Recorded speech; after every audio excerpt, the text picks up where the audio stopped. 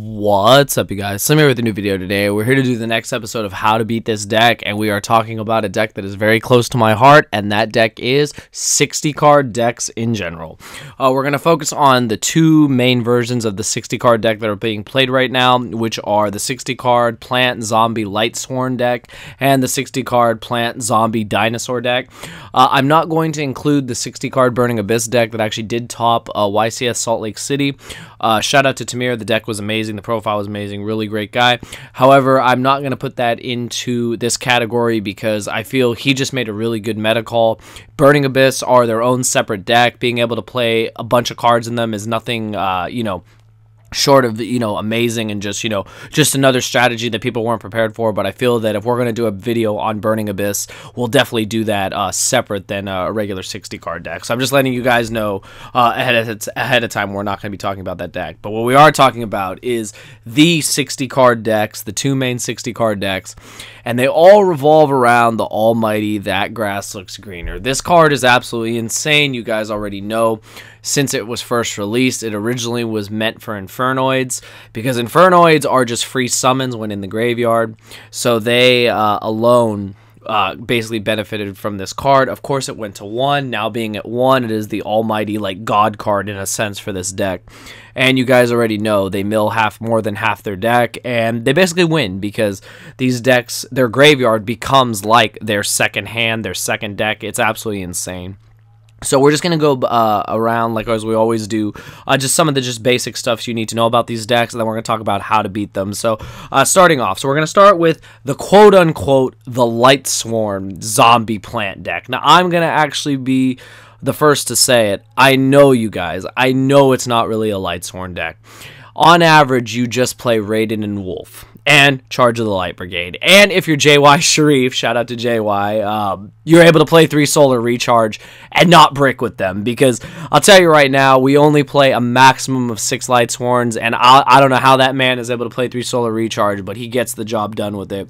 I personally do not play Solar Recharge. Johnny and I haven't played Solar Recharge in our Lightsworn deck since Wazoos were around, because you could actually search Arcus with Broad Bolt, and then your Solar Recharge was always live. So unfortunately that's not an option anymore, but that's just one thing I wanted to mention. So basically all they play is Raiden and Wolf, and I'll be honest with you, they are the weakest, absolute weakest part of the deck. Normal summoning Raiden sucks. I know it sounds crazy. Raiden is without a doubt the best generic Lightsworn. Mills 4 cards if it doesn't leave the field, is a tuner, is a level 4, it does everything you'd want it to do. But in this deck, it is not that strong. Your normal summons need to be powerful. These decks are known for having bombs in the deck, and Raiden, unfortunately, just is not a bomb. Granted, you can get lucky. You can mill sometimes a Snow or a Wolf or a Trick Clown or a combo extender that takes place in the graveyard off of Raiden, but a lot of times it's not going to happen. And honestly, just summoning a Raiden or making an Omega is not enough to win the game. So, unfortunately, Raiden and Wolf, they're just not that good. Wolf is just, you draw it sucks, you mill it, it's godly. Charge of the Light Brigade, hit Wolves, search Raiden, you guys know how it goes. The reason to play Lightsworn card is because Charge of the Light Brigade is at 3. That card being at 3 is absolutely insane. I love it, and I feel that that is the reason why you play Charge of the Light Brigade. You don't want to play Raiden and Wolf for any other reason, but they're in there. Granted, you can get lucky and mill them off Minerva, but honestly, they're just not that great. On to Minerva. Minerva is included in both versions of this deck. Minerva is an amazing card. It actually does not contribute the Lightsworn aspect to the Dinosaur deck, but in the regular version of the deck, it makes it to where, you might get lucky. You might hit some Lightsworns, you might draw some cards, or when it's destroyed, you might end up popping some of your opponent's cards. But a lot of times, with the maximum of maybe 6 Lightsworns, it's not really going to happen that much, but sometimes you can get lucky. Trust me, I've gotten lucky and still milled two Wolves out of my deck with Minerva, so sometimes you just get really lucky. And then, of course, the last Lightsworn is actually Michael, and Michael is without a doubt the best Lightsworn in my opinion. That card is absolutely insane, very easy to make in the 60 card decks because Snow is a card. Snow and Unizombie make that card, and that card literally deals with 2 problems. It can run over a monster, banish another monster, banish another card on the field. It's amazing against pendulums. Banishing their scales is huge. And it mills 3. Like, it's insane. That card literally does everything you want it to do. So those are the Lightsworns. That's for the 60 card, like, zombie Lightsworn plant deck. Just wanted to get those out of the way. Then we go on to, like, the real reason why 60 card decks are so good. So if we start with the generic ones like we've talked about, they do play the zombie engine. Now, the zombie engine, there are 2 different ways to play the zombie engine. There's the generic 10 zombie lineup in regular 60 cards, which consists of, it's 3 Solitaire, 3 Bazooki, 1 Gozuki, double Unizombie, and 1 Shiranui Spirit Master. That's the generic 10 zombies. They really don't change. They're amazing. You want them in the graveyard at all times because all their effects activate from the graveyard.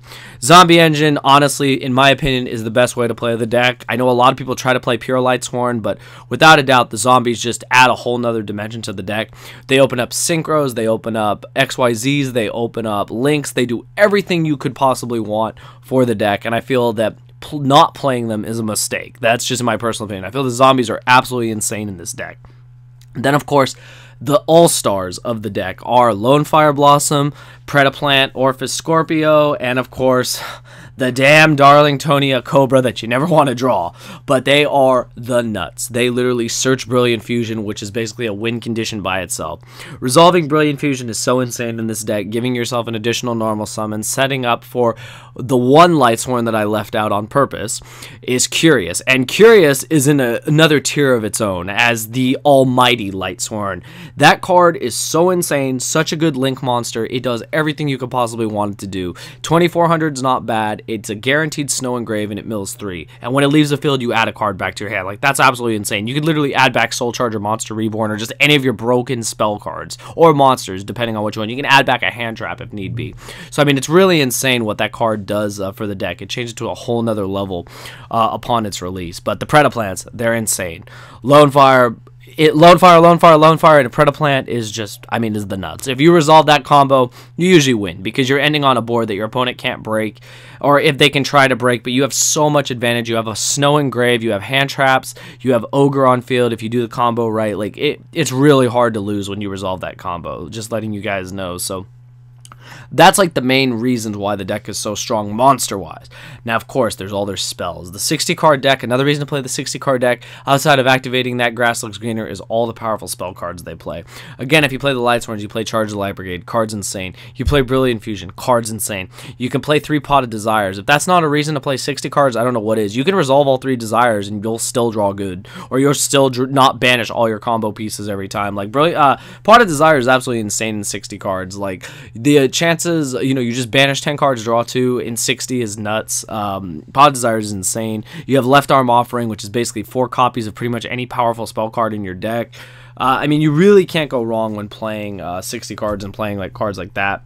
And that's just pretty much in the generic build. You have cards like Gold Sarcophagus, you have cards like Foolish Burial, Rhoda, just depends on what you're playing. But then in the Dino build, it gets interesting. You have cards like Fossil Dig and cards like Double Evolution Pill, which bring out your big guys. I mean, they're nuts too. But those are like the main reasons why you want to play 60. And the last thing I'm going to talk about before we talk about how to beat the deck is the differences between the regular generic zombie Lightsworn Predaplant deck and the Dinos. So basically, the zombie engine changes when you play the Dino zombie build, and you cut copies of Solitaire, copies of Mizuki, copies of Unizombie, but you still play the Spirit Master. And the zombies are not really your go-to. Your go-to are really your dinosaurs. Soul-Eating Overraptor is actually your main normal summon. Dumps Overtext. Overtext searches the pill. The pill activates. You bring out the big Tyranno, Ultimate Tyranno. Basically win the game right there. It's insane. Giant Rex is absolutely nuts too. Being able to, you know, banish it from the grave. Just summon the Conductor is nuts. It's a free summon. It just comes right back. You can blow it up with that effect and then just, you know, book all your opponent's monsters, just attack everything and win the game. It's like an OTK. So, I mean, it's absolutely insane. The Dino build is something I'm actually testing currently because I have been playing with the Lightsworn build for a really long time. But after Ed and Ayande's success at Salt Lake City, I just wanted to give it a try. You know, they gave me advice on the deck. So I'm definitely trying it out. I'll tell you right now, Ultimate Conductor is game. Like, almost every freaking time. Like, that card is so ridiculous. Fossil Dig searches the combo pieces. Double Evolution Pill is a hell of a card, so I can tell you right now it's definitely a very, very strong deck going into the rest of this format before the ban list and whatnot. So just know that be prepared for 60 card Dino zombies plants, because it is the nuts, like, to be honest with you guys. And just other things to talk about is that the dinosaurs are really strong, of course. Giant Rex just adds a whole, just dimension of being able to constantly make rank 4s or synchros depending on what you play. I think it's crazy. Those are pretty much all the main reasons you want to play these 60-card decks. And then, of course, we would be nothing in a 60-card deck without the star of the show in any version of 60 cards, and that card is, of course, Fairy Tale Snow. This card, since its release, has been absolutely insane. I have played so many games with Fairy Tale Snow, had so much success with Fairy Tale Snow. I now own my homie Johnny's German Fairy Tale Snows, and they are without a doubt probably the luckiest snows I've ever had. They always get milled. I always have them when I need them. It's just crazy. But Fairy Tale Snow is without a doubt one of the most insane cards ever printed. I honestly don't know how it's still at 3. I feel that that's not going to last much longer, because we could actually be safe with 3 grass and only 1 snow, because in all honesty, a 60-card deck is nothing without Fairy Tale Snow, and this card literally does everything. It's a walking Book of Moon, constantly recurs, banishes cards, combos with Solitaire, combos with Spirit Master, combos with Giant Rex. Like, it does not get better than Fairy Tale Snow in my honest opinion. And those are all the reasons why 60 cards is so prevalent. 60 cards also is very prevalent in this format because there are so many plays. You can Ash one thing and they can just do a million other things. You can Ogre something, they'll just do another bunch of plays. But without a doubt, the deck should not be taken lightly. The deck is very real, and I feel that the whole point of this series is to always prepare you guys. So now that we've gone over all the reasons why 60 cards is insane, we're going to talk about how you beat it, because beating 60 cards is not as hard as everyone thinks. I've taken plenty of losses to the cards I'm going to mention in this video, and trust me, from all the games I've played, I can tell you these are without a doubt the most powerful and effective cards against the deck. So we're going to start with some pretty just simple stuff. We're going to start with Chaos Hunter. Chaos Hunter is insane. Special summon it, discard a card, special summon it. Opponent can't banish cards. 2500 beat stick. Snow doesn't work. Gold Sark doesn't work. Left arm doesn't work. There are so many cards that don't work. Your whole zombie engine doesn't work. Your Performance engine doesn't work. I didn't really mention the clowns, but you do have Damage Juggler now. You have 1 or 2 copies of Hat Trick, and of course Trick Clown for the combo. But you can't even banish the Damage Juggler to search a Hat Tricker to continue your plays. So without a doubt, Chaos Hunter, not only does it absolutely massacre our Trick Stars, it's actually very good against our deck. Snow being our all-star, not being able to summon it from the grave really sucks. It really sets us back. Giant Rex doesn't work. None of our cards really work under that while that card is face up on the field. And what's ironic is that Fairy Tale Snow is actually the out to this card. You normal summon it and book the Chaos Hunter with its effect, and then you get to play. But a lot of times, if your Snows are in the grave, you're pretty much shit out of luck, because you're not going to be able to summon them until you clear that Chaos Hunter. Now, I'm not saying it's impossible to. Our deck has so many plays, so many ways to, make synchros, XYZs, links, and everything you need that you'll be able to get around Chaos Hunter. I'm just saying that's without a doubt, though, a card that will slow us down in the long run. Next card is Imperial Ironwall, pretty much just like Chaos Hunter, but in trap form and floodgate form. Card is insane. You just can't banish cards. Again, it does everything Chaos Hunter does, but I've noticed that decks like True Draco have been playing it, because not only does it completely floodgate us out, it's a continuous trap that can just tribute it from Masterpiece or any other guys. So without a doubt, Imperial Ironwall is something you need to watch out for if you're a 60-card player. That card almost massacred me in Utah, but luckily I had a Twin Twister for it. But I'll tell you right now, had that card resolved, a lot of my deck gets shut down. A lot of anyone who plays 60 cards will tell you Ironwall sucks to play against. You can get around it, but it sucks to play against, because you have to do so many things to get around it. If you're not, if it's like game 2 or 3 and you don't have your Twin Twisters or you're out to it. Trap Eater is an amazing card. Shout out to Ed. He introduced everyone to that card again. Just completely outs Ironwall, which is nuts. Plus it's a tuner, so that's just an insane out by itself. But Ironwall, insane. Another card, believe it or not, Anti-Spell Fragrance. Now, Anti-Spell Fragrance is interesting because our deck plays a lot of powerful spells. The whole point of our deck is that our ability to resolve our spells is how we win. Brilliant Fusion is a win condition. A lot of our spells are a win condition. Grass is a win condition. Left arm into grass is a win condition. Soul Charge is a win condition. And if you literally take that away from us to where we have to set our spells and wait a whole turn, we lose. A lot of times we lose because you'll have enough advantage on the next turn to usually OTK us or to set up a board we can't break, even if we do get to play again on the next turn. So without a doubt, Anti-Spell Fragrance should not be taken lightly. That card is very powerful against 60 cards.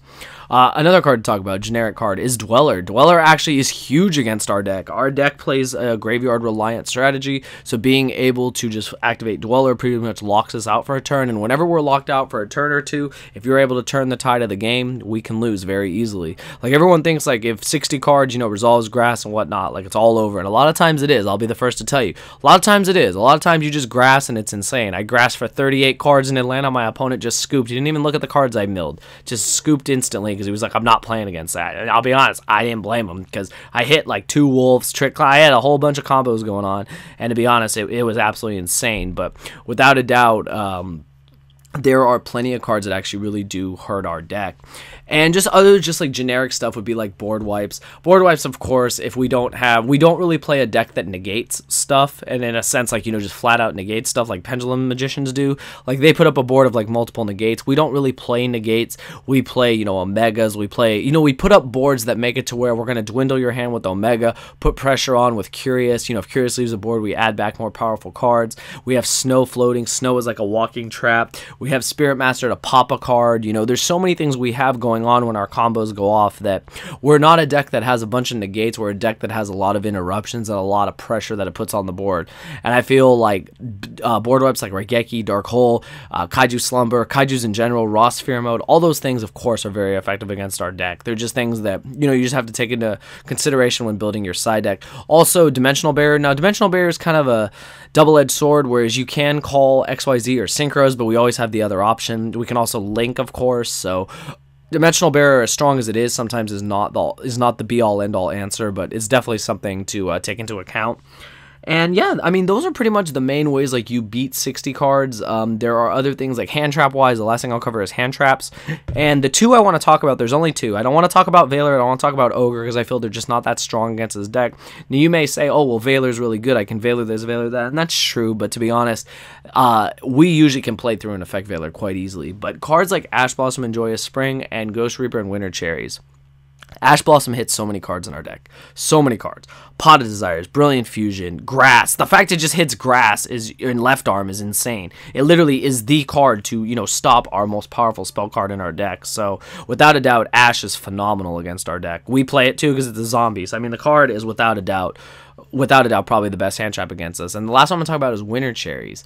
Winter Cherries is actually seen a lot more play and is actually very effective against our deck for one main reason. Everyone has always thought, oh, if you cherries the Minerva or you cherries the Omega, oh, you're in good shape. That's actually not the case.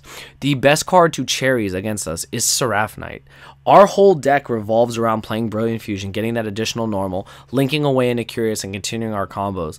If when we're doing our Predaplant combo, when we add Brilliant Fusion and you just cherries away our Seraph Knight, our whole play basically goes to shit. We do not have a very effective play. Granted, we can try to make Saryuja and try to like correct our hand and whatnot, but you have taken away our Seraph Knight. We do not get an additional normal. Usually our normal was dedicated to Lone Fire Blossom if we drew it, or it's dedicated to the Predaplant Orphis Scorpio. So either way, our normal summon has been done unless we're sacking and we draw Soul Charge or Monster Reborn. We basically pass. And I'll tell you right now, that's huge. You can literally win by Winter Cherries away a Seraph Knight when we're in mid combo, just so you guys know. But those are pretty much all the best ways to combat 60 cards. I know the deck very well, so I'm literally giving you guys the most honest advice. I'm telling you the things that I have lost to, because I've taken plenty of losses with this deck. As much as I love it, I've had a lot of, you know, just blowout games, and I've been blown out by like some of the cards I mentioned. They literally made it to where I could not play Yu-Gi-Oh! And I can tell you right now, that feeling is insane.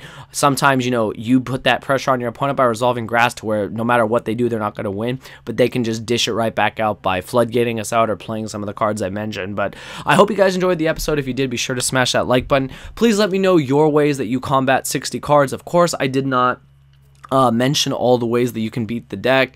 You know, like I said, there are 2 versions. There's the dinosaurs and there are the quote-unquote Lightsworns.